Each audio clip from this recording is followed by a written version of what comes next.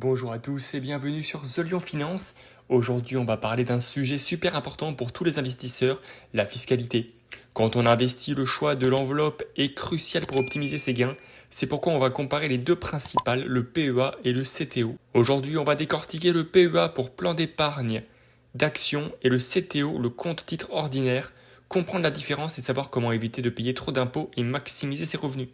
Commençons par le CTO, compte titre. Car sa fiscalité est plus simple, elle est soumise à la flat tax au prélèvement forfaitaire unique de 30%.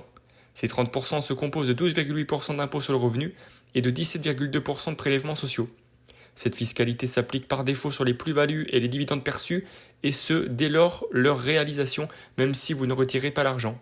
C'est le régime fiscal le plus connu en bourse. Le PEA, lui, est une enveloppe fiscale spécifique qui offre un traitement de faveur mais avec des contraintes.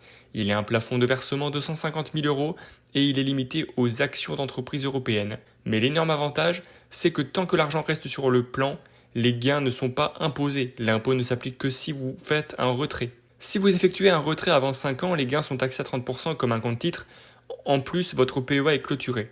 Mais si vous attendez et que vous faites un retrait après 5 ans de détention, votre plus-value et vos dividendes sont totalement exonérés d'impôts sur le revenu, vous ne payez que les prélèvements sociaux 17,2%, c'est un avantage fiscal énorme. Alors, quel support choisir? Pour résumer, le compte titre est plus souple, il n'a pas de plafond et vous pouvez y ajouter des titres du monde entier. Par contre, il est toujours soumis à l'imposition de 30%.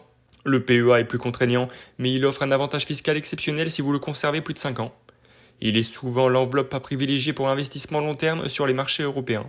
Le choix entre PEA et compte titre dépend donc de votre stratégie. Si vous êtes un investisseur à long terme sur Europe, le PEA est votre meilleur ami fiscal.